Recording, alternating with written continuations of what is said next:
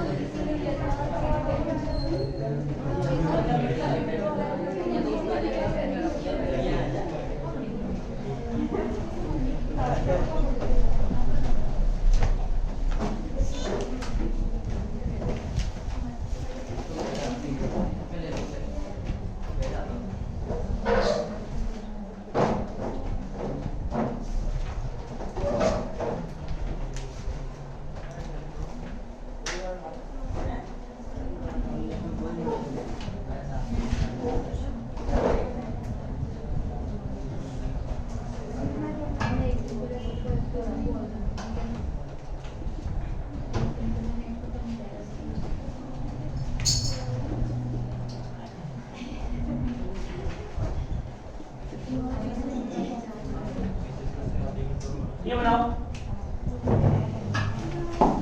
Helium gas laser की बनावट।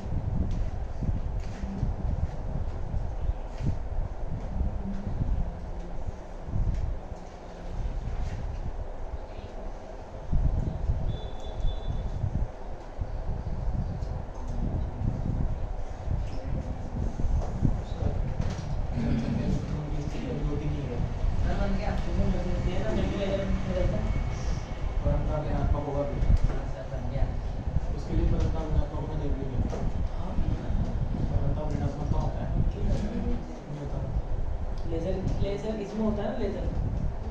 भाई ये तो प्रैक्टिकल है, बना हुआ है अपने पास, ये तो नहीं। मान के पर शायद -274 डिग्री सेंटीग्रेड तक कहाँ पे आएगा था? वो 0 केल्विन होता है। 0 केल्विन ही तो बनता, हाँ केल्विन में होता है और ऋणात्मक का मान मतलब 0 केल्विन से भी नीचे, थोड़ा सा नीचे तो फिर वही हाँ, होगा। नेगेटिव। वो तो उसको सोल्व करने में अलग अलग उसके लिए जो अपने पास फॉर्मूला है उसके अकॉर्डिंग सेट करना पड़ता है भाई। जो भी आप लेजर बना रहे हो उस फॉर्मूले के अकॉर्डिंग मान रखने पड़ते हैं, फिर मान आता है उसके अनुसार बनाइएगा। केमिस्ट्री में तो ये पढ़ाया था कि होता है चलो तो बेटा इसमें क्या होता है, एक पाइरेक्स कांच की नलिका होती है। ये क्या है, पाइरेक्स कांच की नलिका जिसकी लंबाई कितनी 40 सेंटीमीटर, तो व्यास कितना है 2 mm, ठीक है। जिसके दोनों ओर बोरोसिलिकेट प्रकार की समतल प्लेटें होती है जो ब्रूस्टर कोण पर, कौन सा कोण, ब्रूस्टर कोण पर झुकी होती है। अब बताओ ब्रूस्टर कोण क्या होता है, पहले तो बताओ।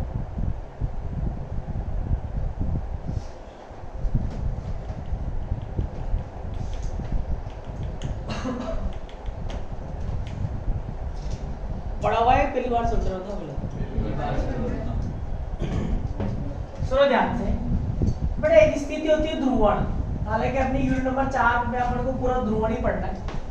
ध्रुवण क्या होता है, ध्रुवण ये होता है अध्रुवित प्रकाश को, अध्रुवित प्रकाश को ध्रुवित प्रकाश में बदलना या बदलने की प्रक्रिया क्या कहलाती है, ध्रुवण।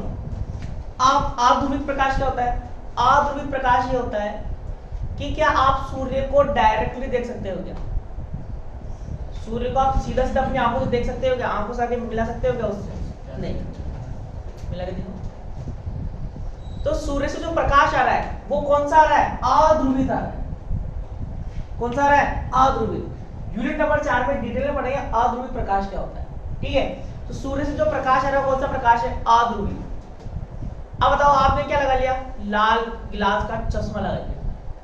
अब सूर्य को देख सकते हो, देख सकते हैं, अब आप तो देख सकते हैं। तो उस लाल गिलास में क्या करा, प्रकाश को क्या कर दिया, अध्रुवित कर दिया, सॉरी ध्रुवित कर दिया, ठीक है। तो अध्रुवित प्रकाश में क्या होता है, सभी दिशा में कंपन होता है।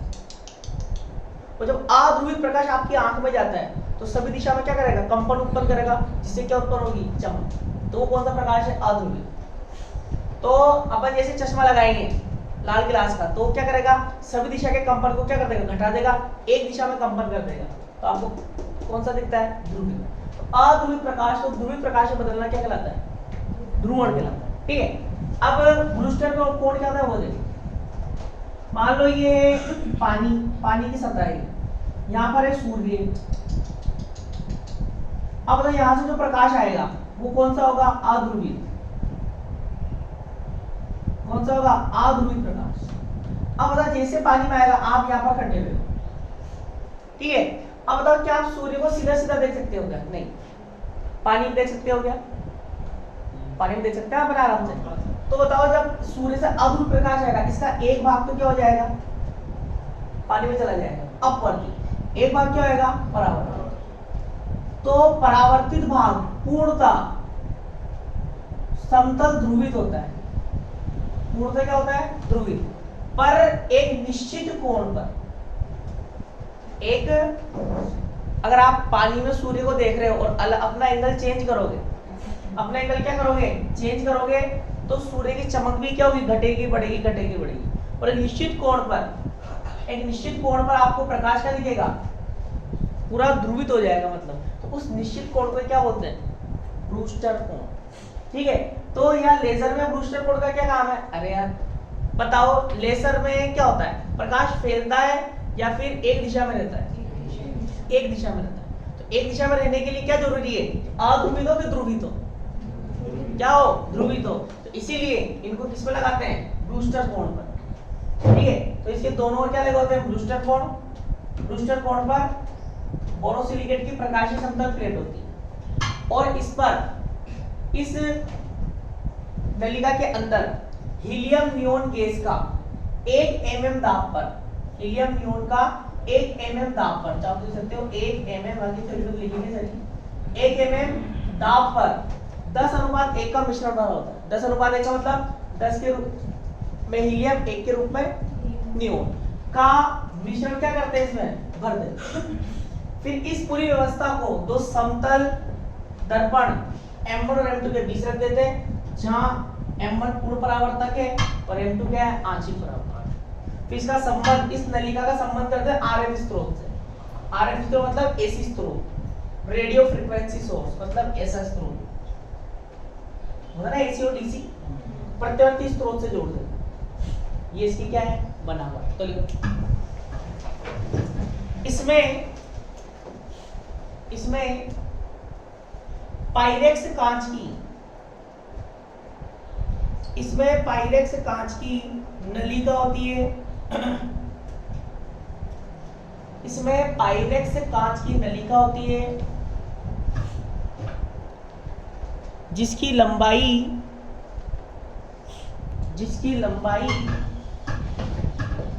40 सेंटीमीटर,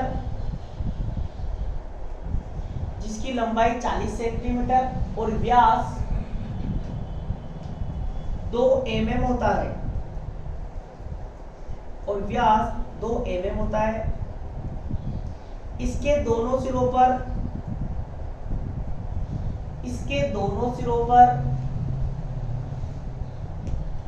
बोरोसिलिकेट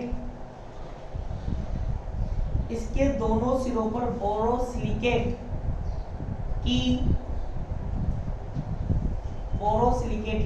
प्रकाशीय समतल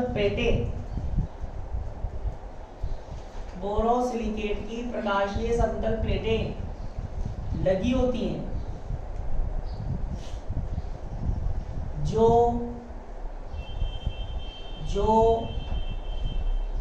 ब्रूस्टर कोण पर झुकी होती हैं।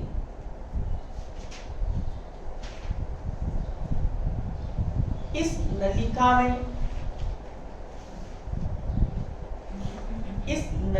में 1 mm दाब पर हीलियम नियोन का 10:1 का मिश्रण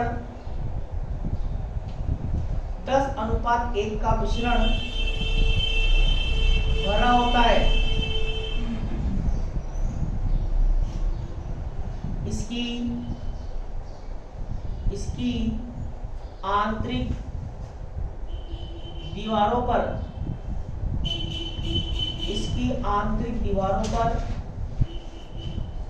धात्विक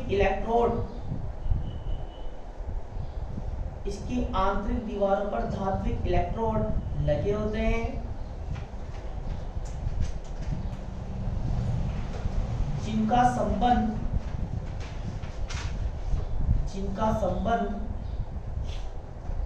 RF स्रोत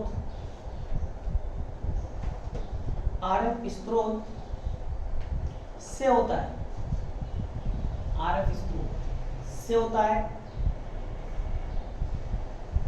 इस नलिका को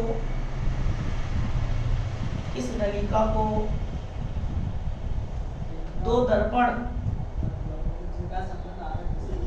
RF स्रोत से होता है। इस नलिका को दो दर्पण M1 और M2 के बीच रखा जाता है।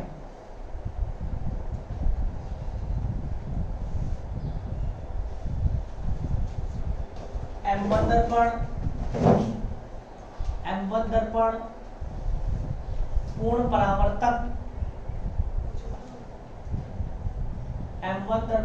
परावर्तक, और M2 दर्पण आंशिक परावर्तक होता है।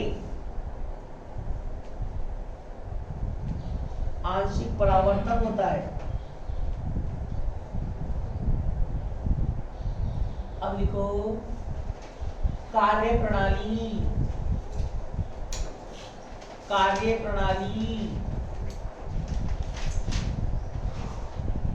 स्मेलिंग ऑफ ब्लू। हीलियम नियोन गैस लेसर की, हीलियम नियोन गैस लेसर की कार्यप्रणाली को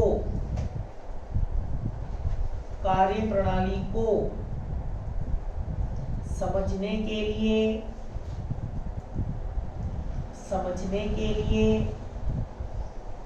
हम हीलियम और नियोन के ऊर्जा स्तरों पर, हीलियम और नियोन के ऊर्जा स्तरों पर विचार करते हैं,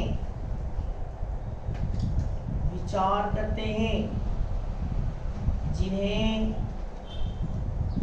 नीचे चित्र में दर्शाया गया है, जिन्हें नीचे चित्र में दर्शाया गया है।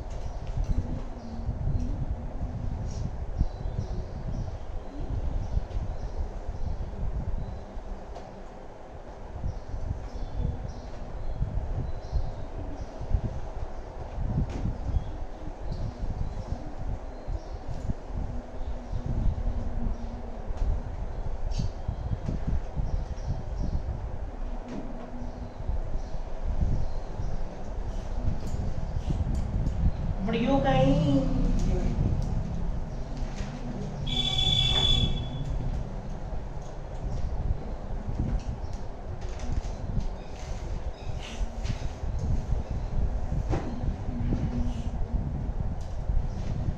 इनको एक लेवल में बनाना, ऊपर नीचे मत करते हैं इनको, और इसको भी एक लेवल में बनाना, इसको भी एक लेवल में बनाना।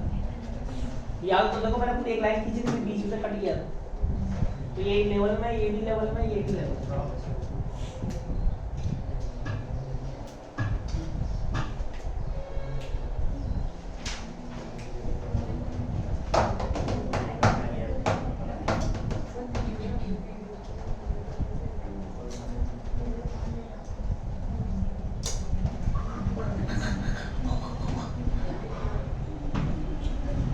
चले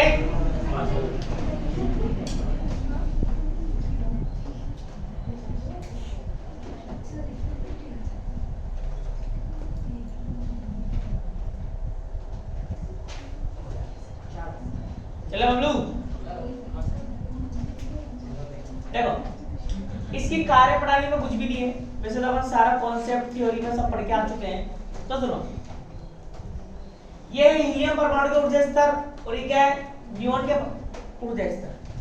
हीलियम परमाणु के F2 और F3 ऊर्जा स्तर, हीलियम के F3 और F4 ऊर्जा, F2 और F3 ऊर्जा स्तर नियोन के E4 और E6 ऊर्जा स्तर के समकक्ष होते हैं। समकक्ष मतलब एक ही लेवल में होते हैं, ठीक है। साथ में मितस्तर ऊर्जा स्तर भी होते हैं। क्या होता है? मितस्तर ऊर्जा स्तर। मितस्तर ऊर्जा स्तर क्या होता है? जिन पर ऐसे ऊर्जा स्तर जहां परमाणु के रहने का समय बढ़ जाता है, कितना? 10⁻³ ठीक है। तो ये समकक्ष तो है, साथ में क्या है? मितस्तर। अब आपने क्या किया, जो नली लगी हुई है, यहाँ क्या लगा हुआ है? आरएफ स्रोत। आपने क्या किया, इसमें क्या भरी हुई है? गैस। आपने आरएफ स्रोत से इस गैस का विद्युत विसर्जन कराया। गैस किसकी है? हीलियम नियोन की। गैस का क्या कराया? विद्युत विसर्जन। अब विद्युत विसर्जन क्या होता है? गैस का विद्युत विसर्जन, ये तो तुम 11वीं क्लास से पढ़ते हैं, 11वीं से। विद्युत अपघटन सुना है? देखो विद्युत विसर्जन क्या होता है बेटा? ट्यूबलाइट देखिए, ट्यूबलाइट आजकल तो दिखती कम, ठीक है। ट्यूबलाइट गैस वाली, ट्यूबलाइट में क्या होता है? ट्यूबलाइट में गैस भरी होती है। एक तो एलईडी वाली, उसकी बात नहीं करता, बोलते हैं गैस वाली। ट्यूबलाइट में क्या भरी होती है? गैस। और उसको दोनों तरफ क्या लगा दो? इलेक्ट्रोड लगा दो। तो ट्यूबलाइट क्या देती है? प्रकाश देती है ना, प्रकाश, ठीक है। तो विद्युत विसर्जन का मतलब ये होता है कि एक कांच की ट्यूब में गैस भरो, क्या भरो? गैस। उसके दोनों सिरों के बीच क्या लगा दो? इलेक्ट्रोड। क्या लगा दो? इलेक्ट्रोड लगा दो। तो गैस का विद्युत विसर्जन होगा। क्या होगा? गैस का विद्युत विसर्जन मतलब ये जो गैस है, इस गैस के जितने भी धनायन है सब अलग हो जाएंगे, इससे ऋणायन से। और जितने भी धनायन है सब कहां जाएंगे? गैस के जितने भी धनायन है सब कहां जाएंगे? ऋणायन की तरफ। और ऋणायन कहां जाएंगे? धनायन की तरफ। मतलब विभव विभवांतर लगाते ही गैस के धन और ऋण क्या हो जाते हैं? अलग अलग हो जाते हैं। उसको क्या बोलते हैं? गैस का विद्युत विसर्जन, ठीक है। तो यहाँ भी वही है, यहाँ पर क्या है? ये क्या है? पायरेक्स की नली। इसमें क्या बनी हुई है? Helium neon gas. आपने क्या लगाया? आरएफ स्रोत, मतलब यहाँ भी गैस का क्या हुआ? विद्युत विसर्जन हुआ। तो यहाँ पर क्या लगाया आपने? विभवांतर। और विभवांतर का मतलब क्या होता है? ऊर्जा दी। तो परमाणु को क्या मिलेगी? ऊर्जा मिलेगी। और जब परमाणु को ऊर्जा मिलेगी तो परमाणु कहाँ जाएंगे? निम्न ऊर्जा स्तर से उच्च ऊर्जा स्तर में। तो परमाणु कहाँ चले जाते हैं? उच्च ऊर्जा स्तर में, ठीक है। अब ये कौन सी ऊर्जा स्तर है? मित स्थायी। तो ये नीचे नहीं गिर पाएंगे, उससे पहले और आ जाएंगे।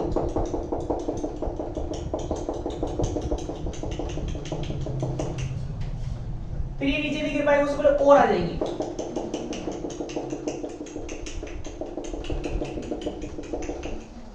अब क्या होगा? यहां पर संख्या ज्यादा हो गई, यहां पर संख्या क्या हो गई? ज्यादा। तो साथ में नियोन के भी परमाणु है, तो हीलियम के परमाणु नियोन के परमाणु से क्या करते हैं? टक्कर करते हैं। और टक्कर से यहाँ पर जब संख्या ज्यादा हो जाती है तो ये इधर संक्रमित हो जाते हैं, तो इधर वाले टक्कर के कारण इधर संक्रमित हो जाते हैं।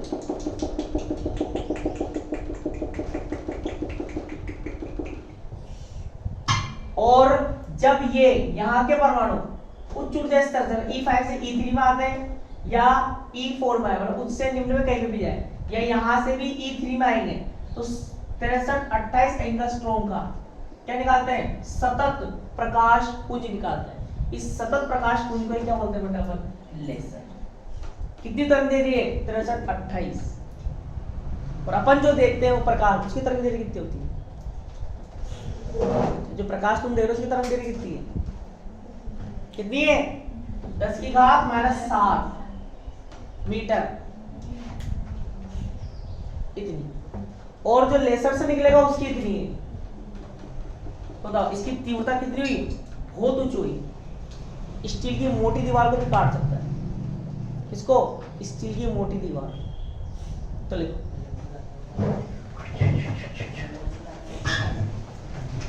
लिखो इसमें हीलियम के F2 और F3 ऊर्जा स्तर,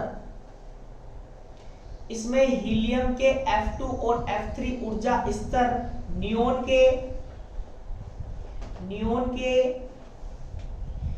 E4 और E6, नियोन के E4 और E6 ऊर्जा स्तर के समक्ष होते हैं।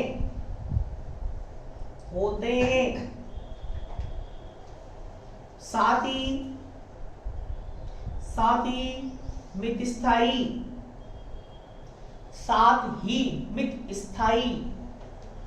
होते हैं।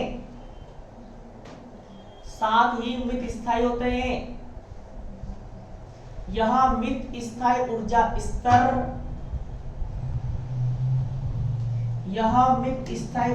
स्तर, लेसर की प्रक्रिया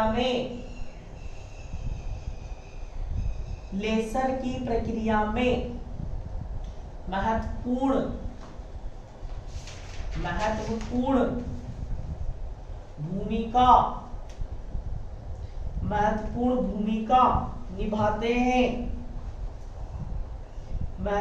भूमिका निभाते हैं।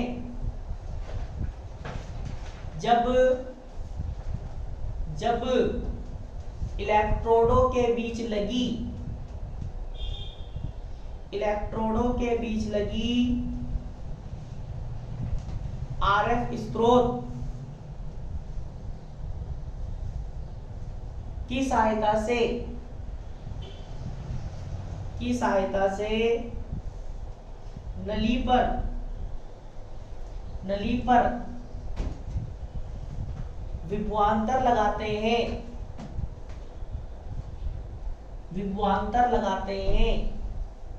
तो इसमें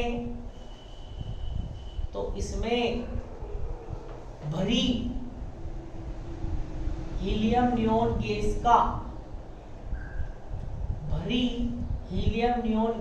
का विद्युत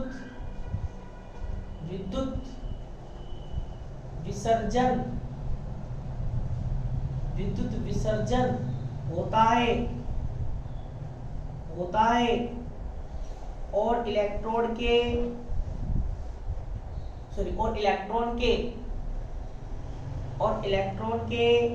टक्कर के कारण परमाणु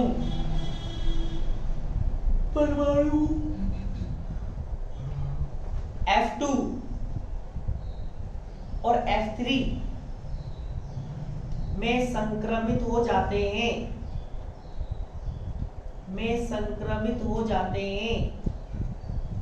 चूंकि यह चूंकि यह मित स्थायी ऊर्जा स्तर भी है, चूंकि यह मित स्थायी ऊर्जा स्तर भी है, अतः टक्कर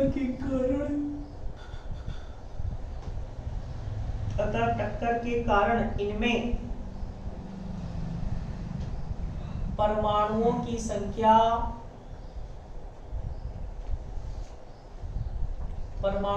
संख्या बढ़ती जाती है, परमाणुओं की संख्या बढ़ती जाती है और बताओ जब उच्च ऊर्जा स्तर में परमाणु की संख्या बढ़ जाती है तो उसको क्या बोलते हैं? जनसंख्या व्युत्क्रमण की स्थिति। और जनसंख्या व्युत्क्रमण की स्थिति उत्पन्न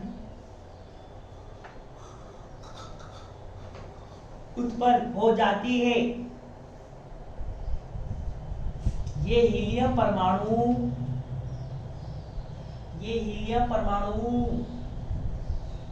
नियोन परमाणुओं से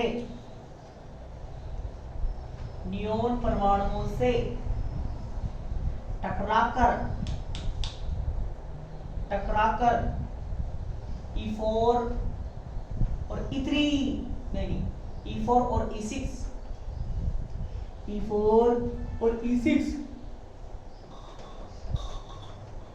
ऊर्जा स्तरों में संक्रमित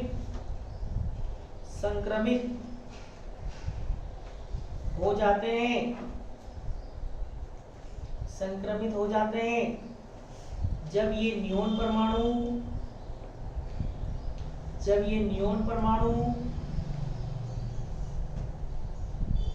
E6 से E3 में संक्रमित होते हैं।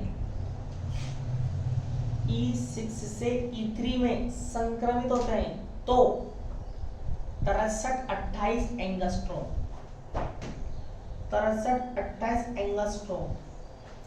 तरंगदैर्घ्य का सतत प्रकाश पुंज उत्पन्न होता है, अर्थात 63-28 एंगस्ट्रॉम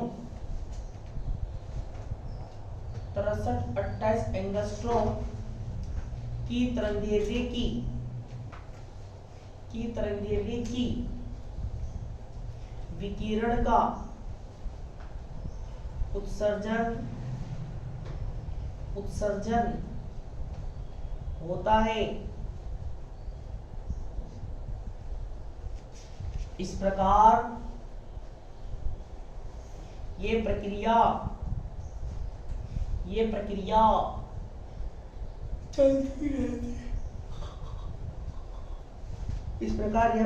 चलती रहती है और नियोन के 63-28 एंगस्ट्रॉम तरंगदैर्घ्य की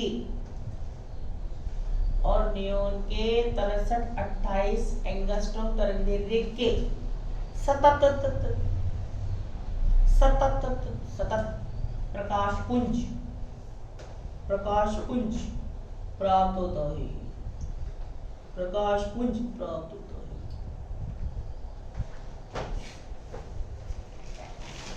अब लिखो बबलू, रूबी लेसर रूबी लेसर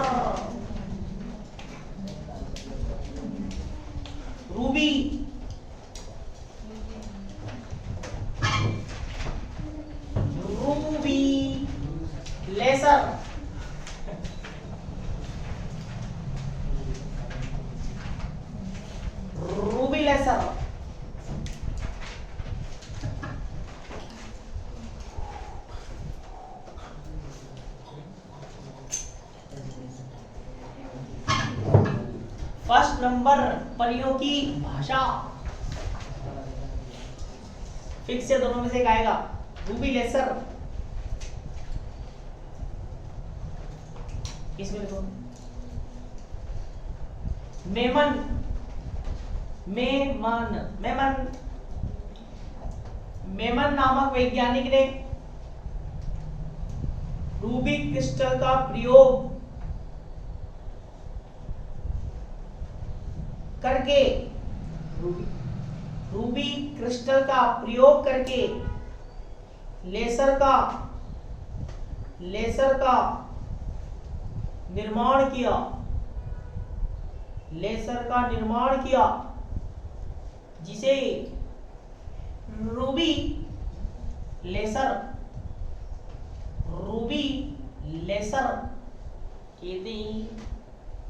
कहते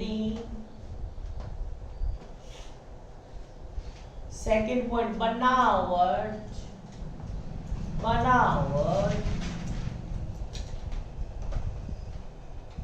रूबी लेसर की